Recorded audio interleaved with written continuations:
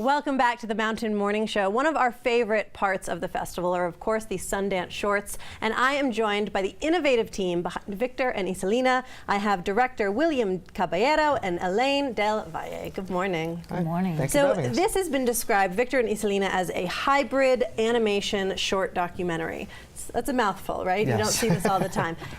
We're going to show a clip shortly so people can actually see what this animation looked like. I have never seen anything like this before. What was the sort of inspiration to put something like this together? Sure. Well, a few years back, I made a short film featuring just my grandfather, 3D printed poses of him, because he had left me really funny messages over the years, voicemail messages that just rambled on and on, like, happy birthday, no, it's your birthday, you know, it's your grandpa's giving you a call, because my grandparents are from Puerto Rico, and I thought it was so funny. So I put it together, this 3-minute short film, and at the end I had all these characters saved in boxes in my closet, and I started thinking, you know what, I should do a web series about it. So I did a web series called Grandpa Knows Best, which the millennial viewer can actually ask my grandfather questions about maybe eating healthy, or how he thinks about what's his opinion on rap music, things like that. I hate rap music. Yeah, it's like, I don't like any rap music, people with the tattoos, they're bad people, they're evil people.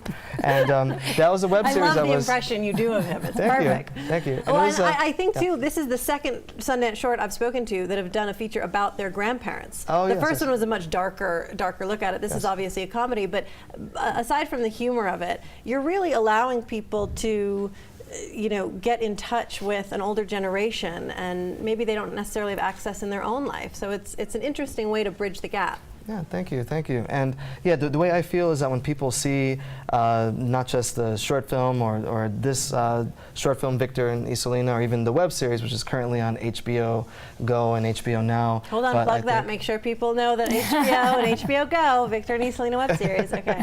No, it's Grandpa Knows Best. Grandpa Knows Best. Yeah. But I personally feel that the best response is when I have viewers that maybe Latino, white, black, Asian, Arab, they see it and they say, wow, your grandfather reminds me so much of my grandfather. And I think that's just such a great thing to hear as a director. Like, wow, I'm really hitting people where I think it's important to show the common humanity that unites us all. I remember telling William that exact same thing, that Grandpa reminds me of my grandfather. But what was so special about that statement is that I never had one.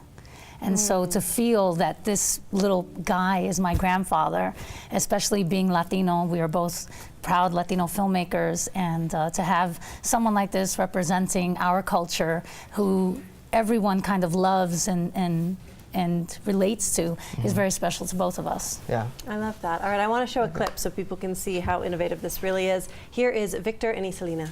Sweet it is to sort of see your grandfather giving these life lessons about his own complex relationships and his views on things. I think it's so beautiful what you said about behind all of this, the shared humanity that this is bringing, sort of quietly under the radar, of letting people know that we're all a lot more similar than we are different. And I think it's especially important right now to be showing that. And is there anything when you were putting this together that, let me ask you as a producer, that surprised you when this came across your desk, that it was pitched as one idea and then all of a sudden you realized, wow, this is so much more? Everything surprises me about William's work. William is extraordinarily talented. When I first came across his work, I just knew that I had to work with him. And I contacted him and he said to me, if you really want to work with me, you have to see my documentary. And William had done a documentary called American Dreams Deferred, and it chronicled his life at NYU as a graduate student, and back home in North Carolina, where his parents lived in a trailer park in the backyard of his mom's home, and his dad suffers from kidney failure and he undergoes dialysis all the time. And it was just such a special film. And I said to William, well, if you want to now, if I see your documentary, you have to come see my stage play. That's also an autobiographical tale about growing up in a very bad neighborhood and basically just lifting ourselves up out of that through education mostly. So William was a Gates Millennial Scholarship winner. And so course. knowing his work, we saw one another's work, and from there we forged a relationship that was very strong, and I was so fortunate to be able to have the connections that I did to HBO and to be able to bring the Grandpa Knows Best web series to them. They loved it. We pitched it in January and we were airing in June. What an incredibly supportive, collaborative relationship and partnership you have forged. Finally, William, I want to ask you, as the director, as the sort of creative mind behind this entire project, what is something you want the audience to walk away with? I think what I want them to walk away with is just the power of family and what family could do that's totally unscripted. And in this film, I haven't even mentioned Grandma yet, but I just felt Poor that Grandma's not going to yeah. Women in film. Exactly. Come on. Yeah. The Oscar for the Best Actress of the Year goes to Done, Grandma. But I feel that that my family have always been there for me, and this is the least I can do to preserve my legacy, or their legacy, as just really great people. My last links to Puerto Rico, because I was born here, my parents were born here.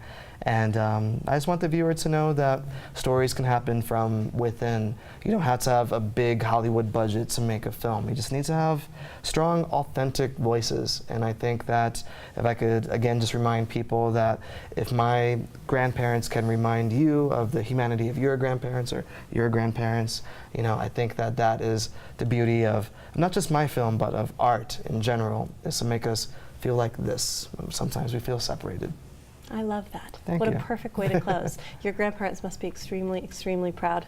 Yes, yes. Congratulations They to both are. of you of being a part of the festival. This is just absolutely lovely.